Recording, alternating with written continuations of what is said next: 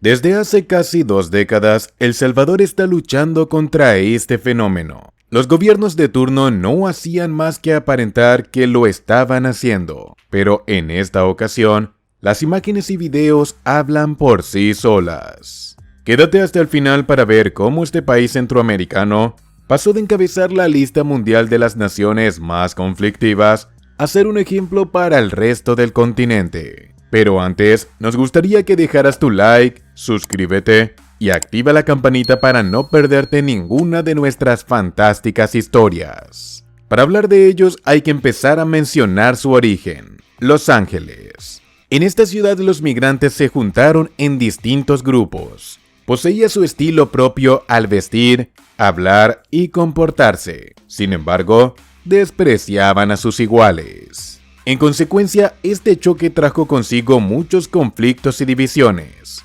Aquí es donde nace la Salvatrucha y la 18, que emergió bajo otro nombre. En los 90, mismos años donde terminó la Guerra Civil Salvadoreña, los miembros de estos grupos estaban empezando a ser deportados. Estos empiezan a clonar sus células en El Salvador, de tal forma que empezaron a crear sus propios pequeños imperios. Ahí es donde empieza su historia en El Salvador. Sin embargo, la cara que todo el mundo conoció nació en el nuevo milenio. Estas células comenzaron a extorsionar negocios, talleres y pequeñas panaderías, empresas de manufactura y a empresas de transporte. Pero el Estado no les puso atención hasta el 2001. El gobierno lanzó una ofensiva y capturó a parte de estos grupos, entre esos a sus líderes. Lo que no sabían es que estas personas comenzaron a coordinarse desde la misma celda. Eso les dio una facilidad para estructurarse y seguir a sus anchas. Dentro de los penales se comenzó todo. Se armaban los planes, la represión al pueblo y el ataque a gran escala. Sobre todo, las extorsiones. Esto los llevó a ser poderosos en los barrios y contribuyó a que escalaran al escenario político. La tregua del 2012 solo sirvió para consolidar su poder, ya que recibían grandes beneficios a cambio de no matar a nadie. Con el dinero obtenido de sus extorsiones, montaban lavaderos de autos, prostíbulos, cervecerías, compraban taxis y residencias lujosas. Cuando esto se hizo público, los salvadoreños se sintieron ofendidos y el gobierno empezó a resquebrajar su decisión. Incluso, el gobierno estadounidense metió su mano para quebrarlo. Pero ninguno de ellos se había dado cuenta del poder de estos grupos, quienes tenían a miles de personas en sus filas, dispuestos a hacer lo que sea por seguir allí. El desastre de la tregua trajo consigo un hecho macabro. Muchos traslados y una guerra empezaron a matar 3 o 4 policías por día, 2 o 3 militares a diario. Pero este conflicto lo ganó el gobierno, quienes acababan con 4 o 5 pandilleros por cada policía muerto. En 2015, el país había alcanzado una tasa de asesinatos de 105 por cada 100.000 habitantes. En 2016 no fue diferente.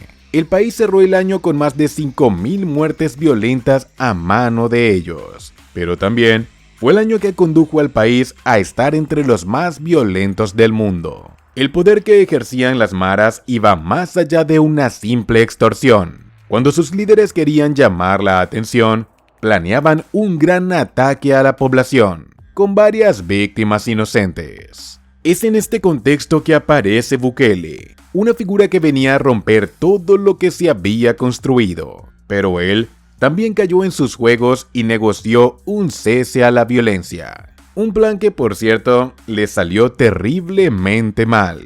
No obstante, en 2022 tuvo suficiente y decidió deshacerse del problema desde raíz. Si te está gustando el video, recuerda darle like, suscribirte y activar la campanita de notificaciones.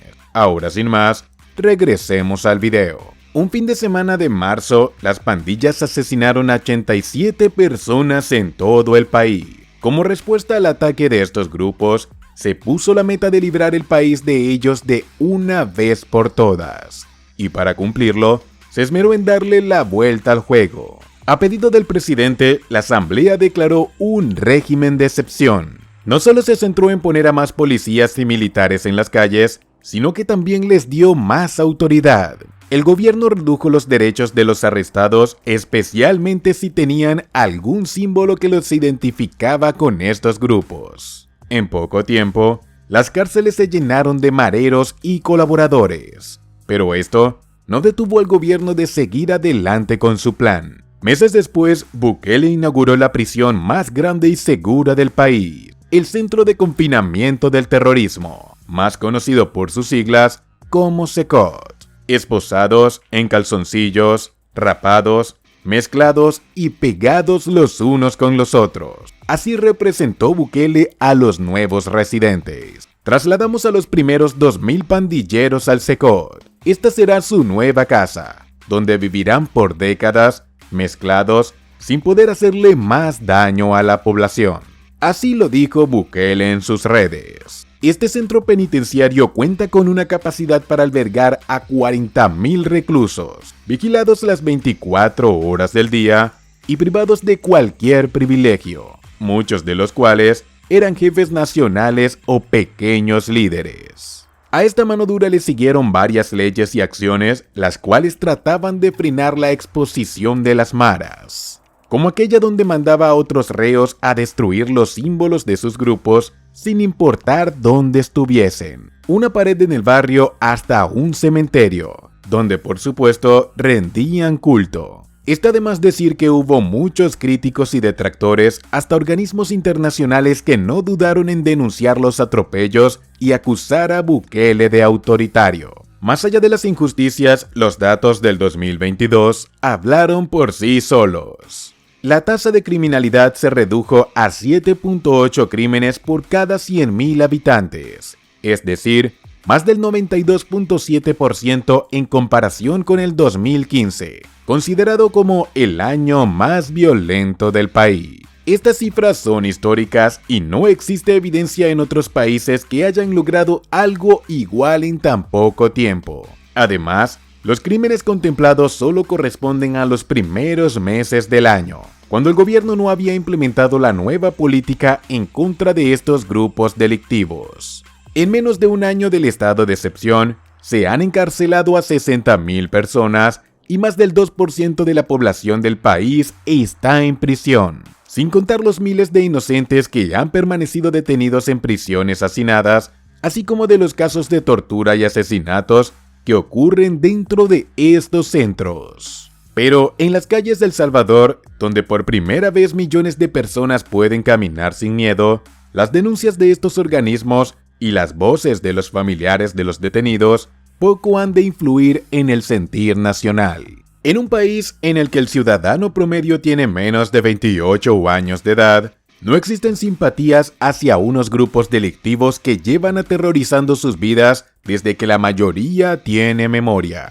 Los arrestos arbitrarios son desestimados, al igual que lo hace su gobierno, como casos aislados o inexistentes. Ahora bien, algunos expertos creen que las maras no volverán a tomar el control del país, o al menos no como antes. Pero hay otros que esperan un repunte casi tan fuerte como el del 2015. La cuestión aquí es, ¿podrá El Salvador mantener esta situación por mucho más tiempo o está viviendo en un espejismo? ¿Repuntarán o lo hará después de que Bukele deje el poder? Deja tu opinión en la sección de comentarios y nos vemos en un próximo video. ¡Hasta la próxima!